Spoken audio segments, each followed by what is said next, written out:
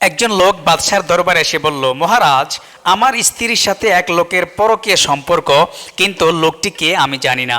বাদশাহ এই কথা শুনে তাকে একটি আতরের শিশি দিয়ে বলল, এই আতরটি তোমার স্ত্রীকে উপহার দিবে। লোকটি বাড়ি গিয়ে তার স্ত্রীকে আতরের শিশিটি দিয়ে বলল, এটি তোমাকে আমি উপহার দিলাম, শুধু তুমিই ব্যবহার করবে। এদিকে বাদশাহ ওই লোকটির বাড়ির আশপাশে কিছু গোয়েন্দা নিযুক্ত করলো এবং বলল, এই আতরের ঘ্রাণ যার শরীর পাওয়া যাবে তাকে গ্রেফতার করে আমার কাছে নিয়ে আসবে। সুযোগ মতো সেই পরকীয়া প্রেমিক একদিন তার স্ত্রীর কাছে আসে।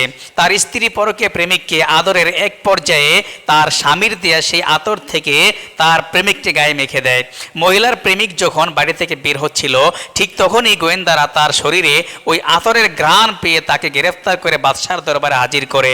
এরপর বাদশার খবর পেয়ে ওই লোকটি তার স্ত্রীকে নিয়ে বাদশার দরবারে হাজির হলে বাদশাহ বলল, এই হচ্ছে তোমার স্ত্রীর পরকীয়া প্রেমিক। তার স্ত্রী তার প্রেমিককে দেখে হতভম্ব হয়ে যায় এবং দুজনে লজ্জিত হয়। পরক্ষণে তারা দুজনে আল্লাহর কাছে তওবা করে এই খারাপ পথ থেকে ফিরে আসে।